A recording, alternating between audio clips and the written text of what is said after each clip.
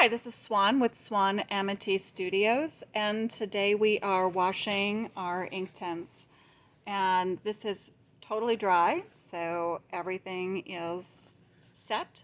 And because we're working with Inktense, now that the piece is dry, it is permanent. So now we're ready to wash. And I have my bowl set up with comfortably warm water, and I'm going to add a little dish soap to it just like we talk about in class. Not a whole lot, just about a teaspoon worth there. Once that is in, I just want to mix that up so that we have reasonably soapy water. But you'll notice it's not like severely soapy. We're not looking for walls of suds here. Then we're going to take our piece, and remember, this is the part that makes some people nervous. We're just going to crumple it up and throw it in. Now, don't be too concerned. Remember, it's permanent. Do you see anything coming out of it? No, it's doing exactly what it's supposed to do. It is resisting coming out. That medium is holding all of the color in there, and of course the Inktense is permanent when it dries, so it is doing a great job. Now, we're going to flip it over to the back side where some of our medium pools on our non-porous surface while we're working with the medium. And we're just going to give it a little clean. And I usually say in my classes that you want to treat it like a pair of socks on a camping trip and just kind of give it a good once over all around the space. Now, it's less important in the background of the fabric this time because I didn't actually use any Inktense to create a background this time.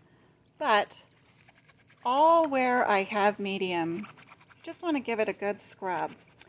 We won't be able to remove all of the medium, so you're not looking for this to feel like regular fabric really ever again. But you do want it to feel like it's releasing some of the excess medium that might have pooled on the back side. And until it does that, give it a couple of good scrubs. You'll still feel some general slickness in the fabric, and that's left over from the medium.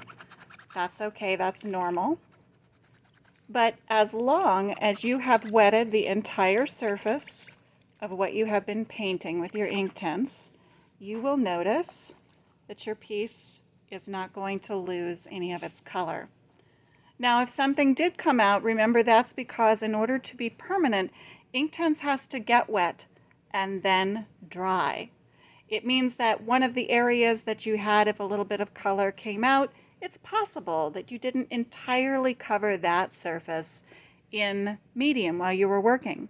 Now, of course, you can go back and fill that back in and wash and rinse a second time. But here we are.